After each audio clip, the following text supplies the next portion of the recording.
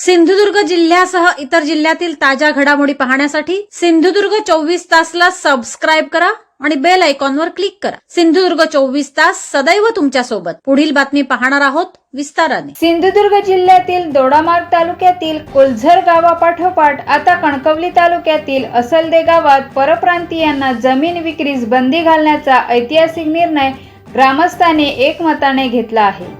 गावाच्या पर्यावरणीय, सामाजिक आणि सांस्कृतिक स्थानकांचे हक्क एकोपा राखण्याच्या संरक्षणासाठी हा एकमुखी ठराव करत निर्णय घेण्यात आला।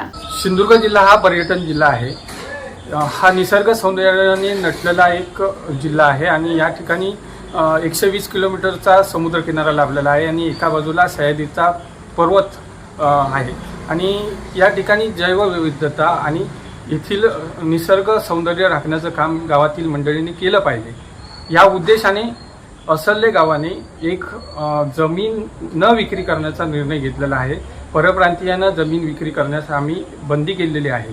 आपल्या गावाने एकमुखी हा ठराव गावाच्या मंदिरात बसून घेतलेला आहे आणि कोकण वाचवणं, कोकण परप्रांतीयांच्या ताब्यात जाण्यापासून वाचवण्याच्या दृष्टीने हा निर्णय असून भविष्यात या निर्णयाची अंमलबजावणी कडक स्वरूपात केली जाईल आणि त्याला गावातून सपोर्ट चांगल्या प्रकारे मिळालेला आहे। तरुणांनी पुढाकार घेतलेला आहे आणि खरोखरच हा निर्णय ऐतिहासिक आहे।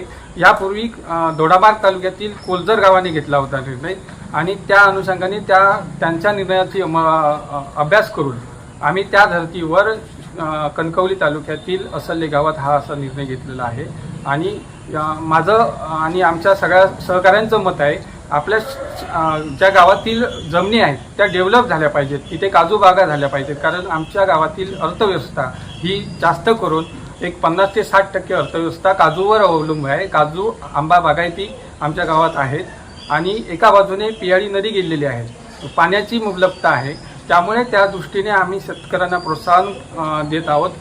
मी सोसायटीचा चेअरमन देखील असल्यामुळे मी सोसायटीच्या माध्यमातून शेतकऱ्यांना सांगतोय की आम्ही सर्वतोपरी कर्जाच्या स्वरूपात असेल किंवा अन्य मदतीच्या माध्यमातून तुम्ही डेव्हलपमेंटसाठी आम्ही तुम्हाला सहकार्य करतो। त्यामुळे जमिनी विकू नका आणि भूमिपुत्र आहात तुम्ही विस्थापित होऊ नका, त्यासाठी गाव तुमच्या पाठीशी आहे। अशा पद्धतीचा आज काल आम्ही निर्णय घेतला आणि त्या निर्णयाचं स्वागत सर्व गावांमधून झालं आहे। बऱ्याच लोकांचे फोन आम्हाला आलेले आहेत की अशा पद्धतीचा निर्णय तुम्ही चांगला घेतला, जेणेकरून भूमिपुत्र गावातच राहतील, गावातच टिकतील आणि गावाचं गाव पण टिकेल। पारंपरिक लोककला असतील, पारंपरिक जे सण उत्सव असतील ते टिकवण्यासाठी मदत होईल अशी आमची धारणा आहे। नाही, जमिनी विकण्यासाठी वेगवेगळी कारणं आहेत, कोणाची गरज असते त्यामुळे जमिनी विकल्या जातात। जमीन विकू नका म्हणण्यामागे आमचा एकच हेतू आहे की त्या जमिनी जर परप्रांतीयांच्या ताब्यात गेल्या तर आमची पारंपरिक जी सण उत्सवाची परंपरा आहे ती मुडीत निघेल किंवा कोकणी एक परंपरा आहे। महाराष्ट्राच्या भागातील हा कोकण प्रदेश आहे, कोकणी एक मालवणी भाषा आहे, बोलीव भाषा आहे, त्या ठिकाणी उद्या बहुभाषिक जर लोक झाले तर त्या अडचणी भविष्यकाळात येऊ शकतात। त्या दृष्टीने रोजगार निर्माण व्हावा म्हणून आम्ही लोकांना सांगतो काजू बागायती करा किंवा आंबा बागायती करा किंवा अन्य उद्योग करा, त्यासाठी गावची सोसायटी आहे ती तुम्हाला सहकार्य करायला तयार आहे। जिल्हा बँकेच्या माध्यमातून आम्ही त्या लोकांसाठी पाठीशी राहण्यासाठी आम्ही सहकार्य करण्याचा एक प्लॅन बनवत आहोत आणि खरोखरच भविष्यात त्या दृष्टीने असलेले गाव प्रवास करेल आणि गावातच रोजगार होण्याच्या दृष्टीने आमचे प्रयत्न राहतील। गावात आता ज्या पडीक जमिनी आहेत त्या डेव्हलप करण्यासाठी एक आम्ही प्लॅन बनवतो आहे।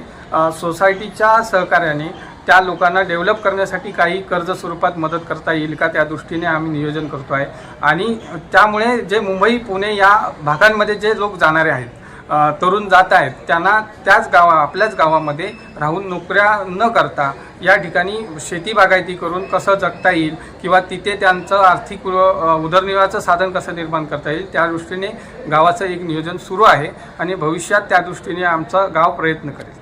सिंधुदुर्ग जिल्ह्यासह इतर जिल्ह्यातील ताज्या घडामोडी पाहण्यासाठी सिंधुदुर्ग 24 तासला सबस्क्राइब करा आणि बेल आयकॉनवर क्लिक करा। सिंधुदुर्ग 24 तास सदैव तुमच्या सोबत।